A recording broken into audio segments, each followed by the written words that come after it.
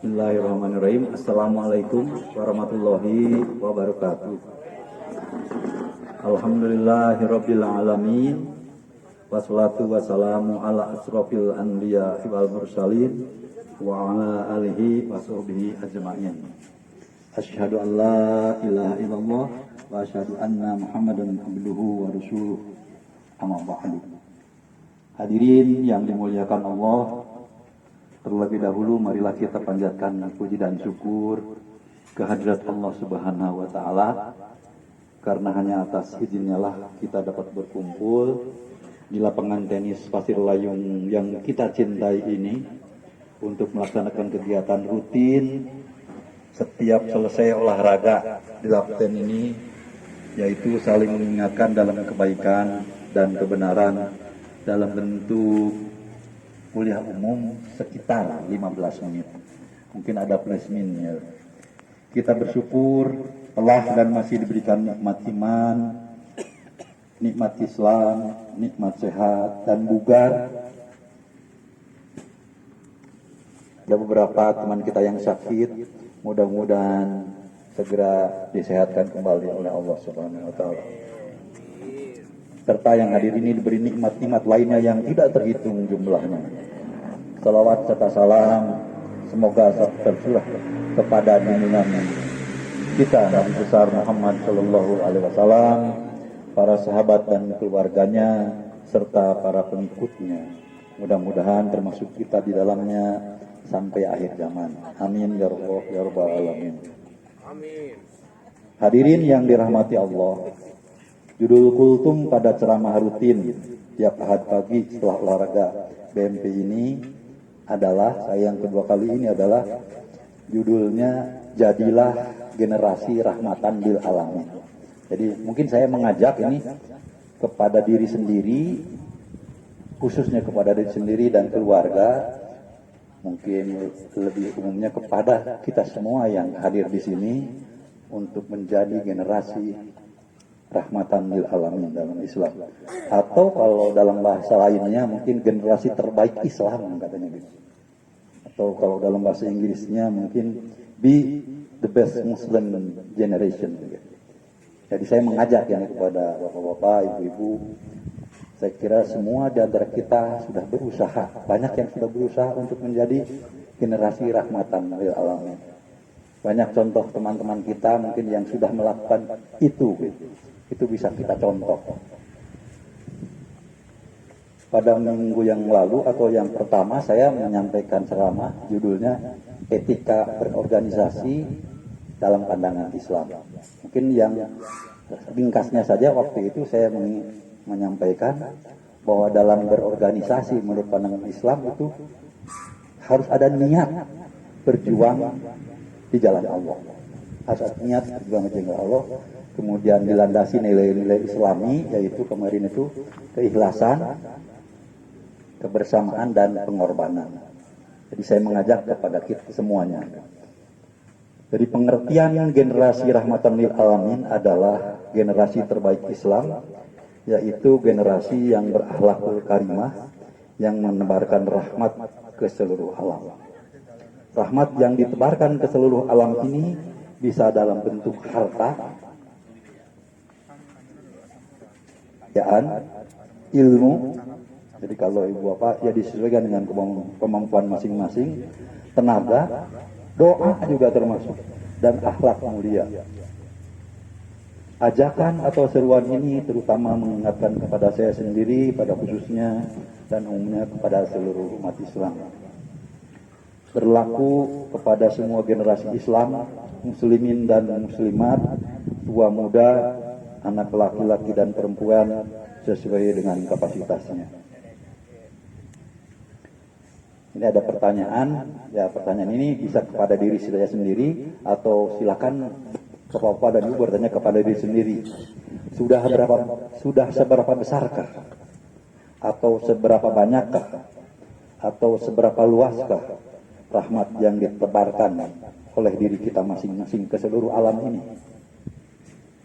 Para orang tua berikhtiar, berbuat, bersikap, dan berperilaku sebaik mungkin di jalan Allah kepada keluarganya sendiri dan kepada lingkungannya, lingkungan tetangganya, lingkungan pergaulannya, lingkungan tempat pekerjaannya, sampai dengan ke lingkungan masyarakat yang lebih luas. Agama dan bangsanya, ya kalau kita lebih fokus lagi, lebih khusus di lingkungan Bugar Muhajirin Pasir Layu. Keluarga muslim adalah sarana untuk menggapai mardotilah, memiliki peran mendasar dalam menjaga kesucian hati dan akhlak semua anggota keluarganya. Ayah sebagai pimpinan keluarga, ibu sebagai penjaga keutuhan keluarga, demikian pula akhlak anak-anaknya. Karenanya hubungan kekeluargaan harus dibangun berdasarkan etika Islami. Keluarga sebagai sarana pembentuk generasi muda yang berkualitas harus memiliki visi dan misi yang jelas. Visi seharusnya sampai menembus, mencapai kebahagiaan akhirat. Karena akhirat itu kampung abadi kita, sebagaimana Allah pesankan dalam firman-Nya yang artinya, dan carilah pada apa yang telah dianugerahkan Allah kepadamu, yaitu kebahagiaan negeri akhirat. Dan janganlah kamu melupakan bahagianmu dari kenikmatan dunia. Dan berbuat baiklah kepada orang lain sebagaimana Allah telah berbuat baik kepadamu.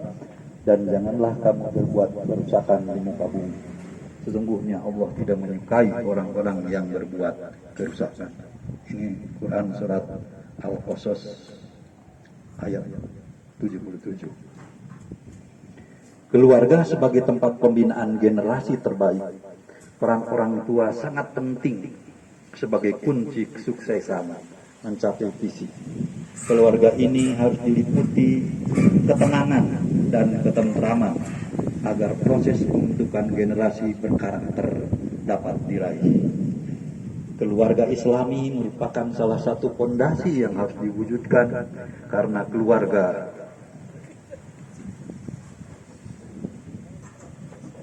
adalah salah satu unsur pembentuk masyarakat Islam. Semakin banyak keluarga menerapkan konsep Islami, maka semakin mudah terbentuknya masyarakat Islam.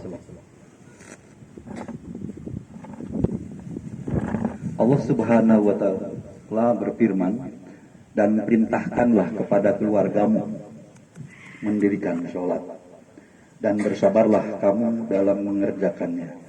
Kami tidak meminta rizki kepadamu, kamilah yang memberikan rizki kepadamu. Dan akibat yang baik itu adalah bagi orang yang bertakwa. Quran Surat Toha ayat 132. Generasi terbaik adalah generasi berakhlakul karimah yang menebarkan rahmat ke seluruh alam atau rahmatan lil alamin. Generasi ini terdiri dari orang-orang yang bersuka cita. Jadi saya teringat kepada Pak Surono yang selalu bicara, bilang ke saya, kita harus selalu bersuka cita, bergembira. Memang di sini juga ini kebetulan saya menuliskan kata-kata ini. Ternyata bersuka cita ini merupakan generasi rahmatan lil alamin. Gembira, penuh semangat yang diwarnai rasa syukur dan sabar. Senyum tulus selalu menghiasi wajah mereka. Jika seorang mengalami kesusahan, maka yang lain akan menghampiri dengan penuh perhatian, seraya membantu menyelesaikan masalahnya. Tidak ada aib, karena tidak seorang pun mau menceritakan aib orang lain. Selalu bekerja keras, disiplin,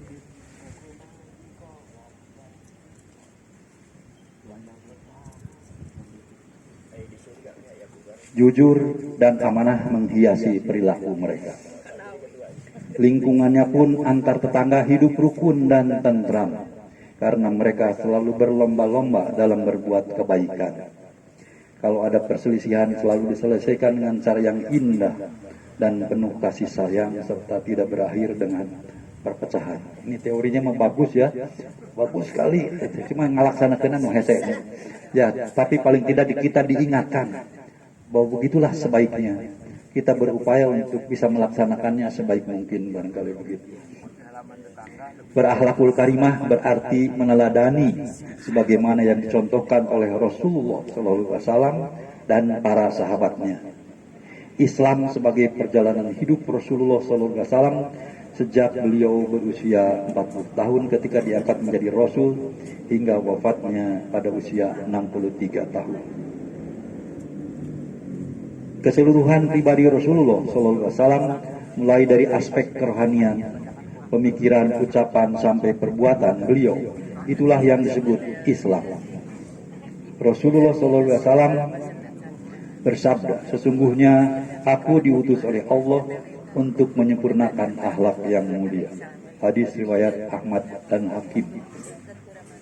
Rasulullah SAW adalah orang yang paling kuat dan sempurna dalam menjalankan petunjuk Allah Subhanahu wa Ta'ala, mengamalkan isi Al-Quran, menegakkan aturan-aturannya, dan menghiasi diri dengan adab-adabnya.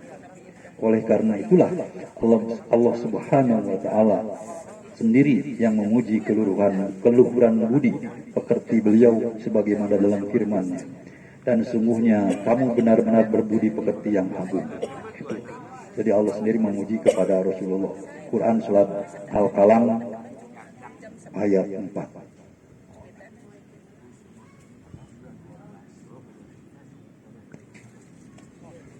Sikap perilakunya termaktub dalam dua pedoman mutlak, yaitu Al-Quran dan Al-Hadis.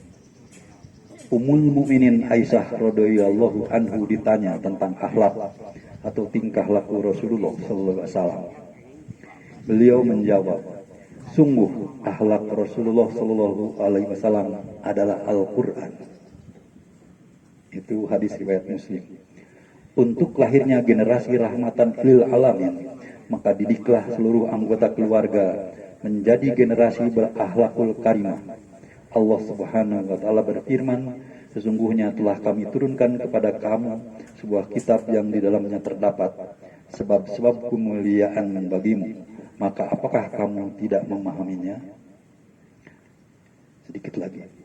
Para orang tua berlomba-lomba berbuat kebaikan, meningkatkan kualitas ibadahnya dengan banyak membaca Al-Quran, meningkatkan sholat malam, meningkatkan sedekah sunnah dan wajib, menghadiri ceramah subuh, menghadiri ceramah tarawih, melakukan tadarus, menghadiri pengajian, termasuk daring melalui jaringan internet Zoom, mendengarkan ceramah di TV-TV, melalui baca di rumah, melalui itikaf di masjid-masjid dan lain-lain.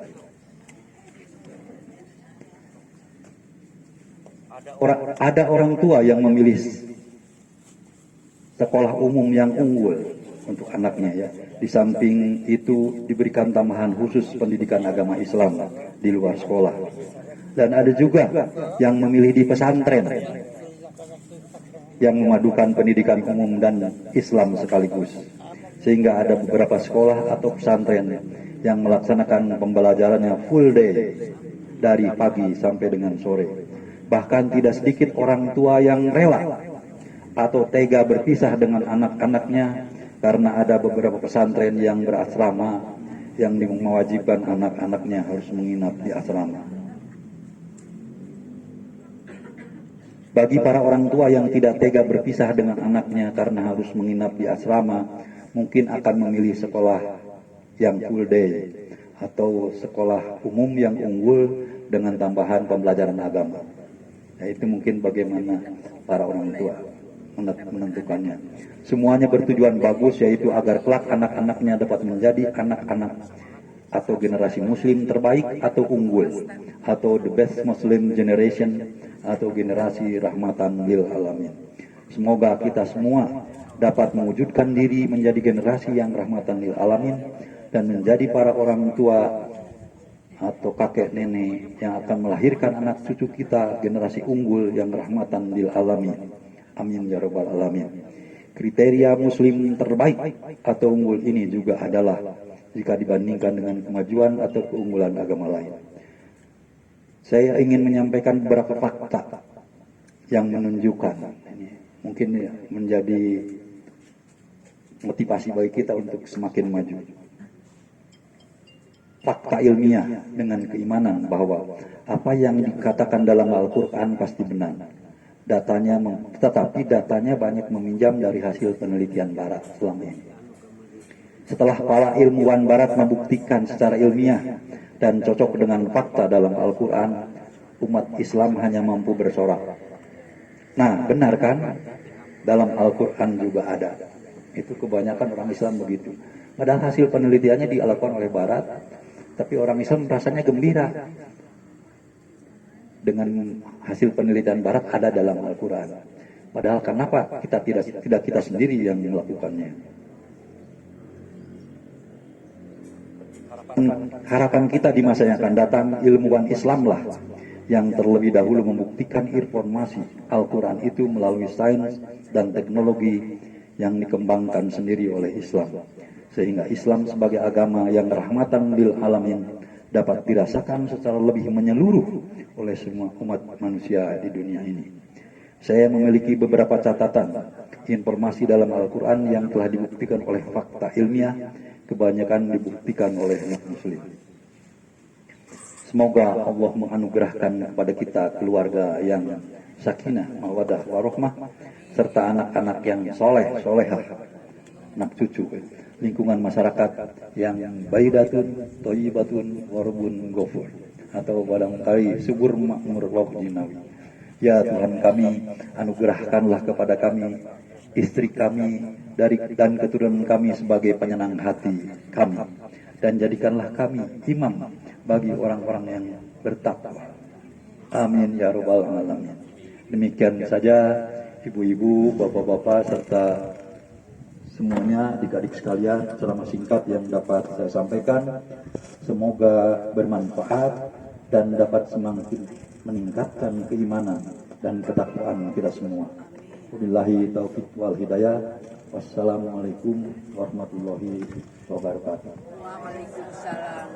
Waalaikumsalam warahmatullahi wabarakatuh. Terima kasih Pak Haji.